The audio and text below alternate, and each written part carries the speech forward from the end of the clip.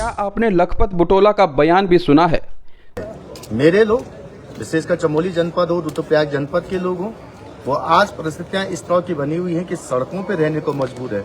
उनको रहने की जगह नहीं, खाने की जगह नहीं, कई सड़कें टूटी हुई हैं। मुझे लगता है कि आज जो बद्रीनाथ की विधानसभा की जो समस्याएं थी, चमोली जनपद की समस्याएं थी, आपदा को लेकर के जो प्रश्न उठाने थे, जिसमें मैंने बहुत मेहनत की थी, लोगों से आंकड़े लेकर के लोगों की बात रखने के लिए मैं चाहता था कि मुझे एक मंच मिलेगा।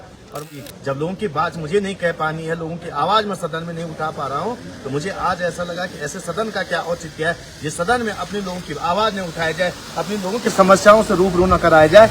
और मुझे बहुत दुख आज हुआ है कि जिस तरह से भाजपा की सरकार ने, तानाशाही सरकार ने उत्तराखंड के इस गैरसैंण में आकर के और इस आपदा जनपद में आकर के आपदा से बचना चाहा। चार धाम यात्रा पे मैं विस्तृत चर्चा चाहता था, लेकिन सदन ने दोनों चीजों को ठुकराया है, हमें कहने का मौका नहीं दिया गया है। और मुझे आज कहते हुए बहुत दुख हो रहा है कि ऐसे सदन में आने से तो बेहतर होता। दोस्तों नमस्कार। जब कोई भी नवनिर्वाचित विधायक या सांसद सदन में पहुंचता है तो उसे बहुत उम्मीद रहती है। उसे लगता है जिन मुद्दों की मांग मंगवाने के लिए सड़कों पर लड़ करके उन्हें पूरा नहीं किया जा सकता है, उन मुद्दों को संसद या विधानसभा में उठाकर अपनी मांगों को मनवाया जाएगा, अपनी क्षेत्र की समस्याओं को बताया जाएगा। लेकिन जब उस नवनिर्वाचित विधायक या सांसद को बोलने ही नहीं दिया जाता है, सदन में जिस हेतु वो चर्चा करना चाहते हैं उस विषय पर चर्चा होती ही नहीं है, फिर उसके दिल पर क्या बीतती होगी। गैरसैंण में विधानसभा के मानसून सत्र के दौरान बद्रीनाथ के नवनिर्वाचित विधायक लखपत बुटोला भी कुछ ऐसा ही बयां कर रहे हैं। जब कांग्रेस ने सदन से बायकॉट किया, उसके बाद जब अलग अलग विधायक अपने बयान दे रहे थे, उसी समय लखपत बुटोला भी लाइव हुए थे और उन्होंने अपना बयान दिया था और दुख व्यक्त किया था। विधानसभा मानसून सत्र के दूसरे दिन लखपत बुटोला ने उत्तराखंड की शिक्षा की बदहाली पर अपना भाषण दिया था और उन्होंने बहुत ही महत्वपूर्ण मुद्दे उठाए थे। लखपत बुटोला तीसरे दिन अपनी बातों को और अच्छी तरह से रखना चाहते थे, अपनी क्षेत्र की समस्याओं को बताना चाहते थे। जब उन्हें समय नहीं दिया गया तो काफ़ी व्यथित मन से इस वीडियो के माध्यम से अपनी बातों को रखा। तो आइए सुनते हैं बद्रीनाथ से नवनिर्वाचित कांग्रेस विधायक लखपत बुटोला ने क्या कुछ कहा। मुझे बड़े व्यथित मन के साथ आज लाइव आना पड़ रहा है, क्योंकि जैसा सब जानते हैं कि जो सत्र चल रहा है गैरसैंण के अंदर, आज चमोली जनपद के अंदर भारी मात्रा में जो आप देखोगे चार धाम यात्रा की चाहे व्यवस्था हो, चाहे यहाँ पर लगातार जो सड़कें बंद हो रही है, जो आपदाएं आ रही हैं, उन आपदाओं को लेकर के आज कांग्रेस चाहती थी और विशेषकर मैं चाहता था कि इस पर चर्चा की जाए, क्योंकि मेरी विधानसभा जो बद्रीनाथ है वो भौगोलिक रूप से बहुत बड़ी विधानसभा है। लगभग 250 किलोमीटर लंबी विधानसभा होने के बाद भी वहाँ पे जितनी भौगोलिक परिस्थिति की वजह से आपदा आई हुई है, मेरे लोग, विशेषकर चमोली जनपद हो, रुद्रप्रयाग जनपद के लोग हों, वो आज परिस्थितियां इस तरह की बनी हुई हैं कि सड़कों पे रहने को मजबूर है। उनको रहने की जगह नहीं, खाने की जगह नहीं, कई सड़कें टूटी हुई हैं। PMGSY के अंदर जो सड़कें हैं, उन सड़कों के अंदर ओपन टू कम्युनिकेशन के लिए पैसा नहीं है। तमाम चीज़ों को लेकर के, चाहे जोशीमठ की आपदा हो, चाहे पगनों की आवाज हो, चाहे पूछ पोथनी की आपदा हो, चाहे उसके अलावा गोपेश्वर की आपदा हो, इसको लेकर के मैं बड़े स्तर पे उठाना चाह रहा था। दो प्रकार की आपदाएं इस प्रदेश के अंदर है, मेरी विधानसभा के अंदर है।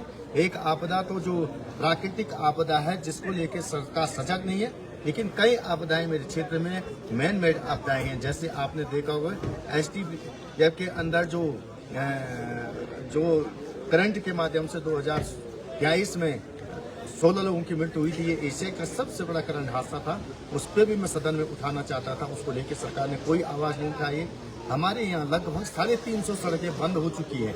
आज भी गैरसैंण के अंदर लगातार मौसम खराब है, आपदा आई हुई है, लेकिन ये सरकार आपदा पे चर्चा से बचना चाहती। नियम 58 के अंदर हम चाहते थे कि इस पर चर्चा हो, व्यापक चर्चा होनी चाहिए, लेकिन आप जानते हैं कि सरकार ने चर्चा करने से मना कर दिया। रुद्रप्रयाग के अंदर भी आज आपदा आने की वजह से 6 लोगों की मृत्यु हुई है। ये बहुत महत्वपूर्ण और व्यापक विषय का मामला था, लेकिन सरकार इसको दबाना चाहती है। ये केवल और केवल मेरे बद्रीनाथ और चमोली जनपद की आवाज नहीं दबाई गई, लोकतंत्र की हत्या करने की बात की गई, लोगों की आवाज दबाने की बात की गई।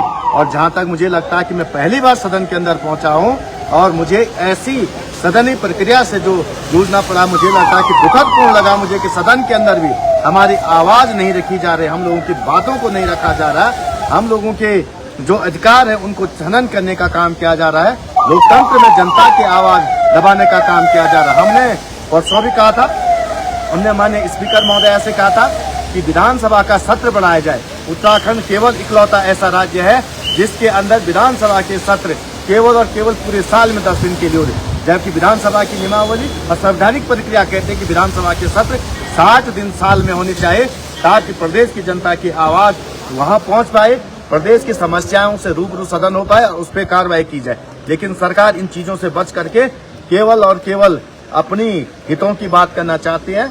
और मुझे लगता है कि आज जो बद्रीनाथ की विधानसभा की जो समस्याएं थी, चमोली जनपद की समस्याएं थी, आपदा को लेकर के जो प्रश्न उठाने थे, जिसमें मैंने बहुत मेहनत की थी, लोगों से आंकड़े लेकर के लोगों की बात रखने के लिए मैं चाहता था कि मुझे एक मंच मिलेगा।